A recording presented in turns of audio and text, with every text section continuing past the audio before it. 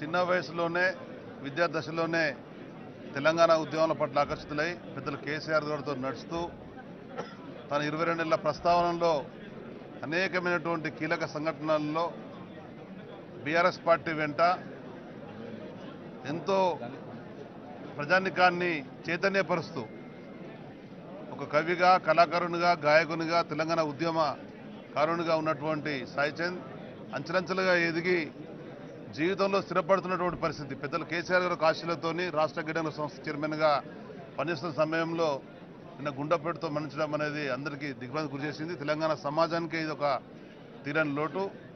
కళారంగంలో ఉండేటువంటి యువతకు ఎంతో స్ఫూర్తినిస్తూ వాళ్ళను ఉత్సాహపరుస్తూ ఉన్నతమైనటువంటి భవిష్యత్తుకు బాటలు వేస్తున్నటువంటి పరిస్థితులలో ఒకవైపున తెలంగాణ సమగ్ర అభివృద్ధిలో పెద్దలు కేసరిస్తున్నటువంటి అన్ని కార్యక్రమాలలో ప్రధానంగా పెద్ద పెద్ద బహిరంగ సభలలో లక్షలాది మందిని చైతన్యపరిచినటువంటి వ్యక్తి, ఆహ్లాదపరుస్తూ ఉత్తేజపరుస్తూ బీఆర్ఎస్ పార్టీ పట్ల ఆకర్షితులు చేసినటువంటి వ్యక్తి కోల్పోవడం అనేది చాలా బాధాకరమైన విషయం.